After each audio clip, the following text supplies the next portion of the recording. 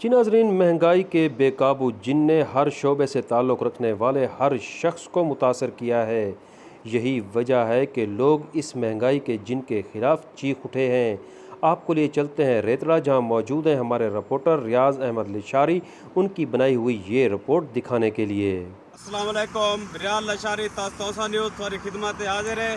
मैं इतों दी आवाम के इलाके वाले के पूछा कि महंगाई के बारे क्या दसन, सारे मुल्क पाकिस्तान ने क्या महंगाई है दिन बारे क्या दसन। जी मोहम्मद रमजान सौ महंगाई के बारे महंगाई लाला बहु औखा कर दिते सी सीधी ते को दसा अगे अंडा 5 रुपए तो 20 रुपए ते अंडा पहुंच गए। खंड आई अगे 50 रुपए किलो ते हुण गई खड़ी 120 रुपए किलो ते घी आ 120 रुपए किलो ते हुण गया खड़े 300 रुपए ते किलो। गरीब बंदे अस क्या करूं मगर दिहाड़ी जकी सारी 500 रुपया दिहाड़ी, कदई दिहाड़ी होंदी है कदई नहीं होंदी। बह बह के बाल वने सारे हालात जे आते हैं असां जके बैठे हैं ते निकम्मे ही में घर वने सा को बाल ज़हीर करें बहुत सारा बहां दे देनी सिरो।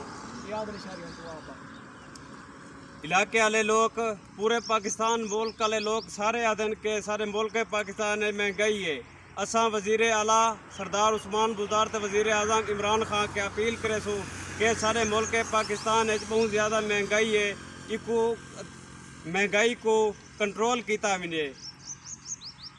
असा तगे खां के पूछो के महंगाई के बारे क्या दसेंदे। जी दसो तगा खां महंगाई के बारे। इमरान खान महंगाई है, डॉलता महंगे, घी महंगे, हर से महंगी है, मेहनत मजदूरी है, कहना सा गरीब लोग हैं के दे बनी।